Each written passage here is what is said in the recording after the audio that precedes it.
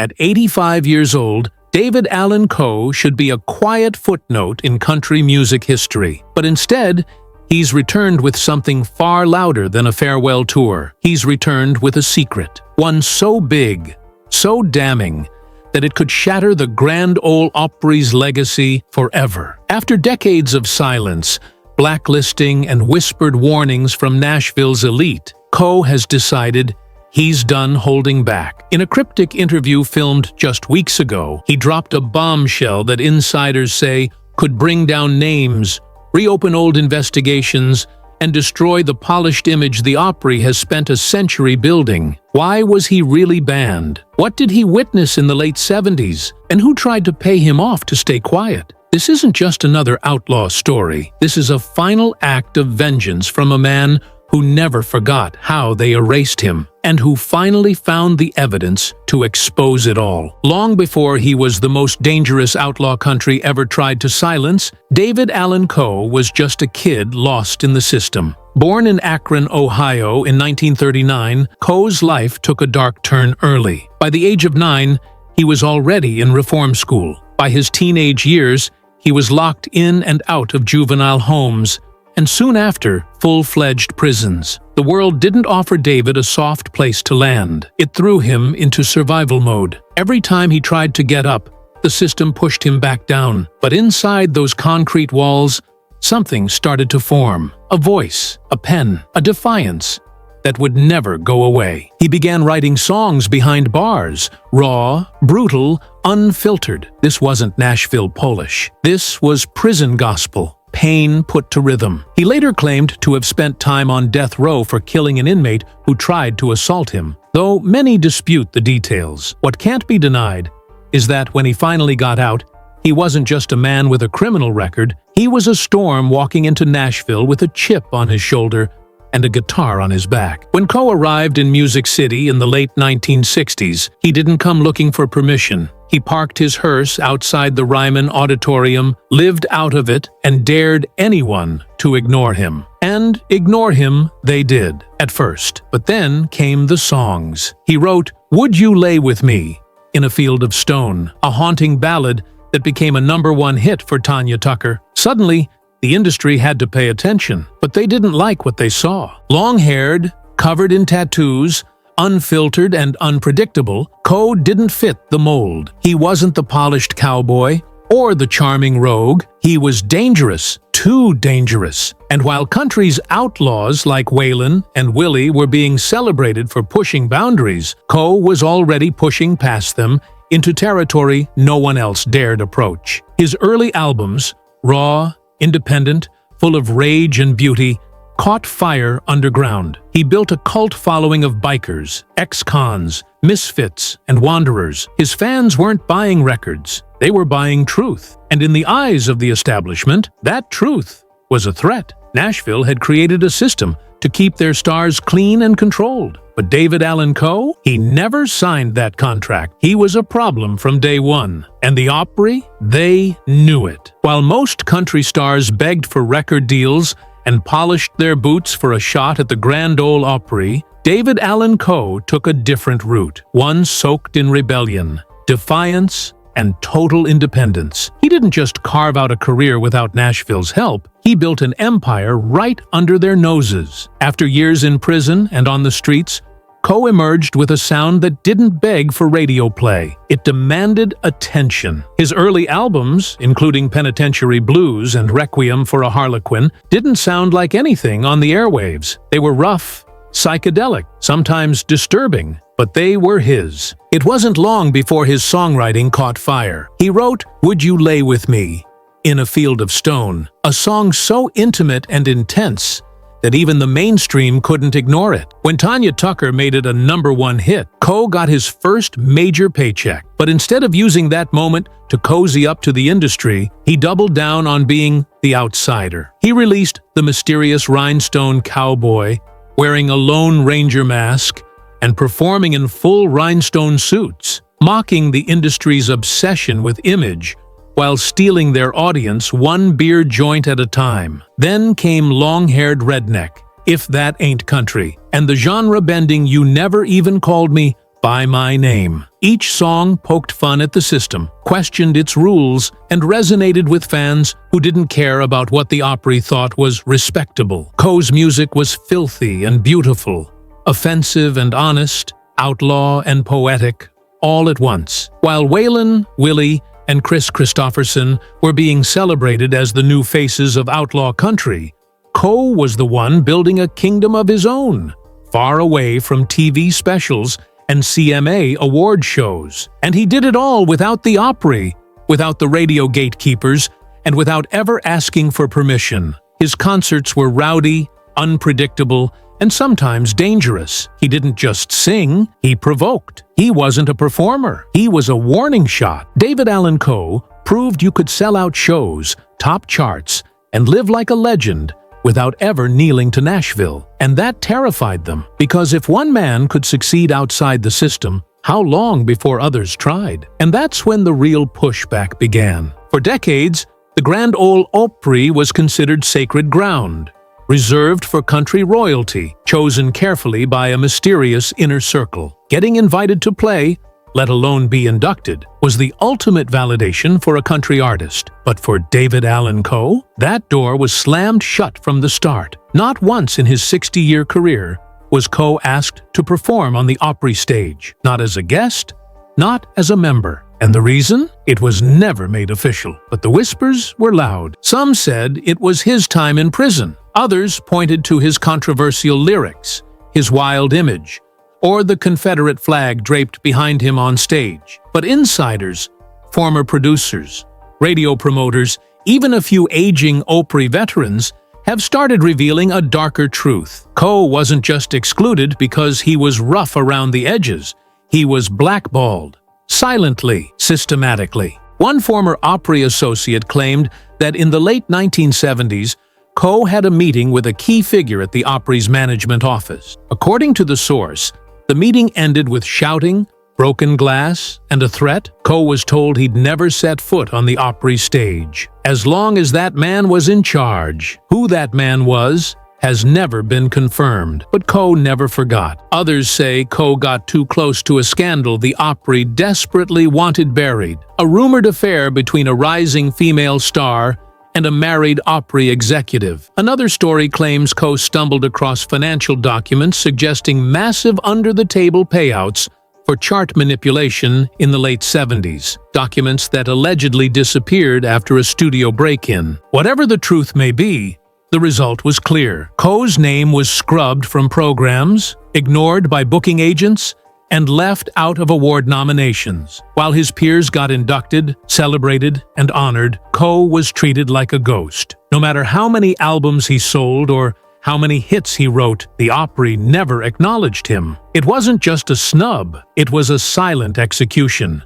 And now, at 85, David Allan Coe is ready to tell everything. Names, dates, deals gone wrong. He kept the secrets for decades, but not anymore. Because to Coe, the Opry didn't just leave him out, they made him an enemy. And enemies always come back. While most fans assumed David Allan Coe's absence from the Opry was just another chapter in his outlaw legacy, few understood the scale of the war being waged behind the scenes. Coe wasn't just forgotten, he was strategically erased. After his success in the 70s and 80s, something shifted. Radio stations stopped spinning his records. Award shows excluded him completely. Venues that once booked him suddenly backed out without reason. His name stopped appearing in documentaries that featured artists he had written hits for. And the orders, according to industry insiders, came from high places. Music executives labeled him unmanageable. PR firms called him toxic. Even artists he once helped refused to mention his name publicly. Why? Because Coe didn't follow the script. He refused to apologize for who he was or what he sang. He mocked the industry's politics. He wore what he wanted, sang what he wanted, and spoke truths that made powerful people nervous. The unspoken rule in Nashville became clear. If you worked with David Allan Coe, your career might suffer, so most people didn't. But Coe wasn't just an outlaw in name, he lived it. And he refused to go quietly. He continued releasing albums independently. He toured relentlessly, often performing in packed biker rallies, small-town bars, and outlaw festivals that welcomed him like royalty. His fan base didn't shrink. It grew, underground, off the grid, and fiercely loyal. They weren't country radio listeners, they were lifers. They knew every lyric, every insult he hurled at the industry, and every grudge he carried. Despite being blacklisted, Coe's influence remained impossible to erase. Artists secretly studied his phrasing. Young writers admired his raw lyricism. And every time one of his songs hit the internet or made it onto a bootleg playlist, the industry's plan to silence him fell apart a little more. They wanted him invisible. He became legendary. Now, at 85, David Allan Coe is speaking directly to the war they thought they'd won. He's naming the names. He's burning the paper trail. And this time, the Opry won't be able to hide behind tradition. Because when a man has nothing left to lose, the truth becomes a loaded gun. And Coe just cocked it. For years, David Allan Coe kept his mouth shut. He played the long game, watching the country music industry move on without him, biting his tongue as the Opry celebrated artists he knew had skeletons far darker than his. But now, at 85, he's finally cracking open the vault. In a recently leaked recording from a private podcast taping, one that was never supposed to be released, Coe drops bombshells that have left Nashville rattled. In the clip, he begins slow, almost like he's telling an old war story. But then, he names names. He talks about a night in 1977, backstage at a major venue, when he says he walked in on an Opry executive in the middle of what he calls a sickening transaction. Coe claims it involved a minor, a suitcase full of cash, and a promise that nothing would come of it. He never went to the police, but he told two close friends, one of whom died in the early 2000s under mysterious circumstances. Then there's the letter. Coe holds up a yellowed, handwritten letter, allegedly from a former Opry board member. In it, the man apologizes to Coe for being part of the machine that blacklisted you. The letter references an incident in '81 involving a broken deal and a threat that if Coe didn't stay quiet, they'd bury his career. Coe kept it hidden for over 40 years. Even more disturbing, he plays a voice memo. Scratchy, grainy, but chilling. A now-deceased country star is heard talking about a bathhouse party involving multiple high-level industry figures. The voice warns Coe to stay out of it, or risk ending up in the river like the others. Some call these stories wild, exaggerated, the ramblings of an old outlaw desperate for relevance. But others are listening closely, because some of these ramblings line up with whispered rumors that have existed in Nashville for decades. The Opry has declined to comment. The executives mentioned have gone silent. And Coe? He's got more. He claims to have tapes, photos, contracts, things he held onto in case they ever came for him. Now, he's not waiting for them to come. He's bringing it all forward, piece by piece. Because Coe isn't just mad. He's on a mission. And the Opry? It might not survive what he's about to reveal next. The interview that lit the firestorm wasn't planned. It wasn't scheduled through a PR firm or pitched to major outlets. It happened in a small room on David Allan Coe's Tennessee property. Just him, a camera crew, and a journalist he trusted. What began as a casual conversation quickly unraveled into one of the most explosive rants in country music history. For nearly 2 hours, Coe unloaded decades of rage, betrayal, and buried truth. And when it hit the internet, it spread like wildfire. In the video, Coe doesn't yell. He doesn't cry. He speaks slow, measured, deadly calm. Holding a stack of papers in one hand and a cigarette in the other, he tells stories that sound too dark to be fiction. He names executives who blackballed him. He accuses specific Opry members of covering up abuse and manipulating careers behind closed doors. He reads from old letters, some allegedly written by artists who begged him to keep their secrets. He plays unreleased voicemails of broken promises and veiled threats. But the most jaw-dropping moment comes near the end, when Coe pauses, leans forward, and whispers into the mic, "You want to know why I was banned from the Opry? Because I knew too much. Because I wouldn't play along. Because I caught one of their own doing something that would have destroyed them. And now I'm done protecting them. The room goes quiet. No background music, no editing, just truth hanging in the air. The video was never supposed to go public, but it leaked within days. And once it did, there was no stopping it. Fans clipped moments and spread them on TikTok. Country forums exploded. YouTube lit up with reactions. Younger artists, many of whom had only heard whispers of Coe's legacy, began asking questions. Why wasn't he ever invited to the Opry? Why were these stories never covered? The establishment scrambled. The Opry released a vague corporate statement about honoring tradition and not commenting on unverified claims, but it was too late. The silence said more than words ever could. For the first time, the industry couldn't bury David Allan Coe. He had outlived them, outlasted them, and now he had outed them. The backlash was immediate, but not the kind the Opry expected. As David Allan Coe's bombshell interview made its rounds across the internet, the reaction from the country music world was split straight down the middle. On one side, you had silence, the kind that spoke louder than denial. Major country outlets refused to run the story. Country radio ignored the clip entirely, and stars tied to the Opry, especially the longtime members, stayed quiet. No tweets, no statements, no support. It was as if they were all holding their breath, waiting to see just how far Coe would go. But on the other side came fire. Younger artists, especially those on the fringes of Nashville's elite, began speaking out, not just in defense of Coe, but in outrage over the system itself. TikTok creators dissected his claims line by line. A viral thread exposed other legends who were snubbed or silenced by the Opry. Fans flooded comment sections with hashtags like #Justice for Coe and #Opry exposed. Some even showed up outside the Opry house in Nashville, holding signs that read, "Why not Coe?" and "The truth is Outlaw." Then came the old guard.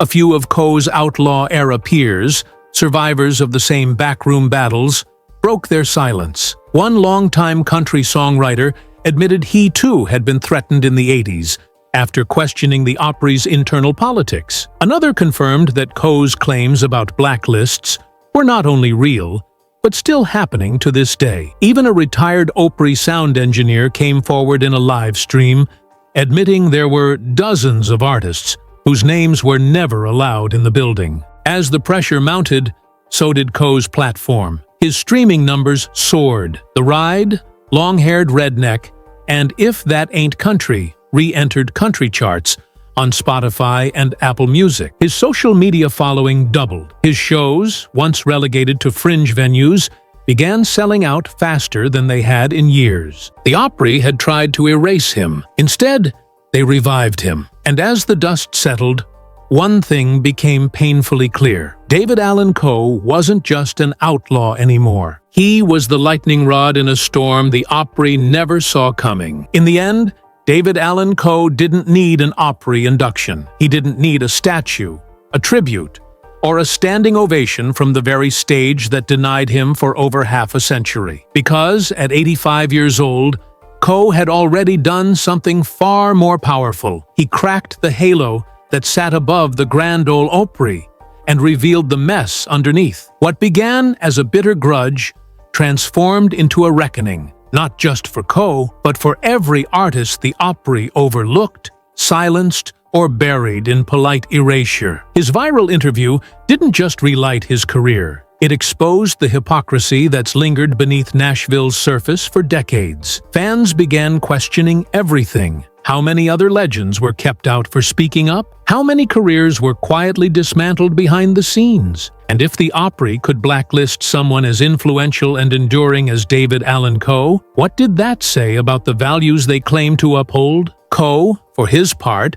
has made peace with it. In his final statements, he said he never needed the Opry's validation. "They tried to kill me off without a funeral," he said. "Now I'm writing the eulogy for their image." These days, he spends his time at home surrounded by guitars, notebooks, and a lifetime's worth of scars. And every once in a while, he'll post a new song or play an old one that hits even harder now than it did the day he wrote it. As for the Opry, they've gone into full damage control, updating PR statements, quietly removing old staff and desperately trying to patch the cracks Coe blasted open, but it's too late. The mystique is broken, the illusion shattered. The man they thought would disappear has become the symbol of a deeper truth, that you can silence a voice, but not a legacy. David Allan Coe's story is no longer just one of rebellion, it's one of survival, exposure, and poetic revenge. He didn't just outlive the Opry's blacklist, he rewrote the final chapter. And now, the institution that once ignored him